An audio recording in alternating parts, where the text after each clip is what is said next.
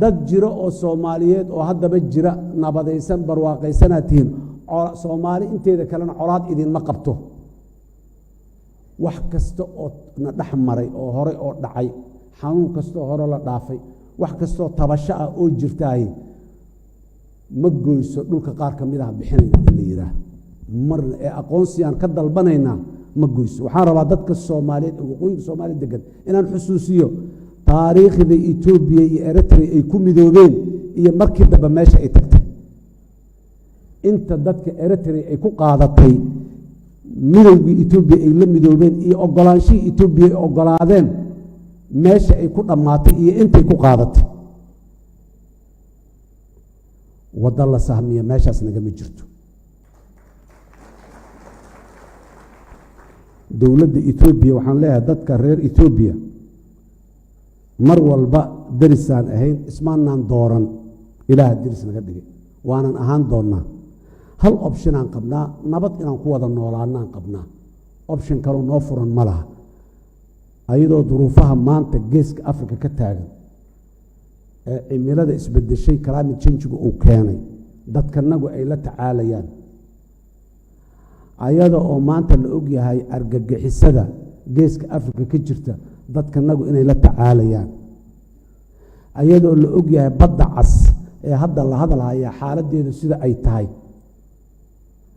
oo cadawiyada faraha badan maanta ay geeyigan geeska Afrika ay ka jiraan in yaro shidaal lagu sii shubaahay sax ma ah Soomaaliya Itoobiya macaamilkeedii sanadihii dambe Prime Minister Abiy Ahmed waxaan leeyahay faragelintii Mala Zanaawi markuu Itoobiya madaxda ka Soomaaliya uu ku sameeyay ashabaab ka dhashay shabaab ka hor ma joogin dalkan maanta oo aan shabaabka ka adkaanay oo baabi'intoodii ay joogno oo ay madaxdoodii mas'uuliyiintoodii isu soo dhiibayaan oo dhulkii in badan oo kamida aan ka hayn inta kale aan ku sii socono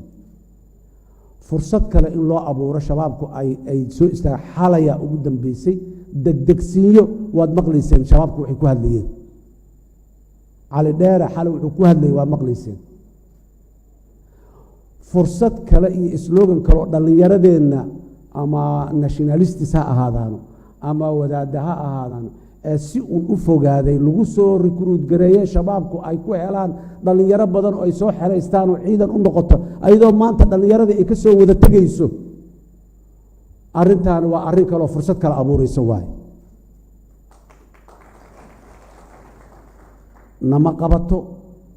Soomaali haddaan nahay meel kasto aan joogno gobolka geeska Afrikana ma qabato gobolkan hadduu la tacaalaya oo meel kasto colaadi ka hursan tahay Soomaaliya xidig soo iftiintay oo gobolka geeska Afrika ka soo dhax iftiintay oo nabad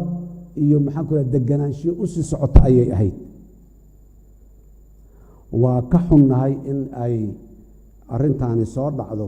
xilli ay sidaas ay muxuu ahaay arinta ahayd oo shabaab oo sii dhimanayana aan tallaabooyinka aan qaadaynahay ay dhiig ku shubaan aad iyo aad ayaan uga xunnahay dadka reer Somaliland ee walaalaha ah mar kale waxaan leeyahay walaalayaal colaad iyo dhibaato idinka soo jirta halkan waxa idinka soo jiraahay waa walaalo walaaluhuna waxa la yiraahdaa amal walaal ama carada walaalka gashay amankay gashaha la yiri carabkaana looga bixiyaa macnaheedu waxay tahay walaalka hadii uu ka caroodo hadee waa walaalka xagee tagaya bariyo gooni yeelaya laakiin marka dambe dad la hadasho carabka looga bixiyaa macnaheedu waxa waa la wada hadlaa wada hadalkiyaan ogoleyn wanaagan ogoleyn waligeen isku madayin gobnimada Soomaaliya sovereignty-ga dalka Soomaaliya ee dawladda federaalka ah iyo golayaasheedan ay mas'uulka ka yihiin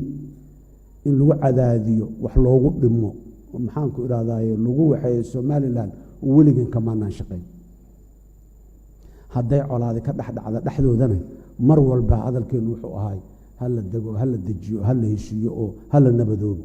waan ka shaqeynay waana ka shaqaynaynaa welina waa kasii shaqayn doonaa ka caajisi mayna haddii aan yidhaah laakiin dalku waxaan rabaa dalka annagu ma lihin annaga maanta joogna ee talada joogna mustawo kasta talada aan ku joognay dhulka annaga ma lihin sifo aan awood iyo aan u leenahay inaan bixinana ma jirto awood sharciyeed iyo awood damiir iyo dadnimo oo na siinaysa dhulkeenna qaar inaan bixinna ma jirto dhulka waxaa iskale generationska soo socda ee qarniyaasha soo socda soomaalida ee jiri doona ayaa iskale geyiga sidaa daraaddeed waxaanan annagu lahayn awood uma lihin inaan bixinno wada noolaansho iskaashi dhaqaale waa waxa aan raadinayno oon suuqa bariga africa aan uga mid noqonnay oon muxuu ahaaye home economic integration initiative-ka la yihahdo aan u wadno on wax uga shaqaynaynay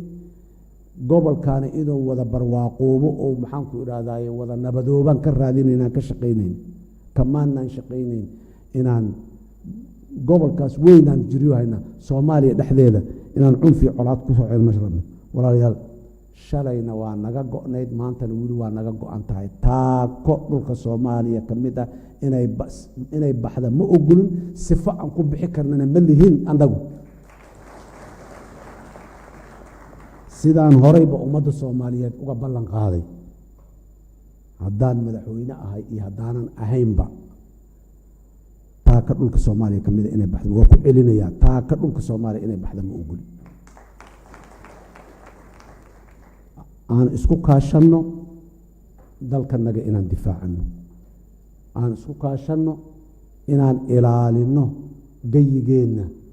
wada jirkiisa soomaaliya iyadoo intaan ka taag daran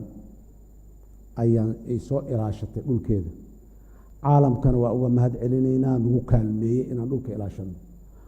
maanta waa ka taagroonnahay intii hore hadday tahay xag dowladnimo hadday tahay hay-ado dowladeed iyo hadday tahay diblomaasiyadda muruqa diblomaasiyadda aan leenahay hadday tahayba intii hore waa ka taagroonnahay waxaan mar kale baaq u jeedinayaa dowladda ethoobiya wax badanoo wanaagana way naga soo dhexeeyeen wax badanoo wanaagana way noo madlanaayeen jihadaas aad bisha kowdeedii janawari u jeesateen ka soo jeestaan leenahay waddo idinka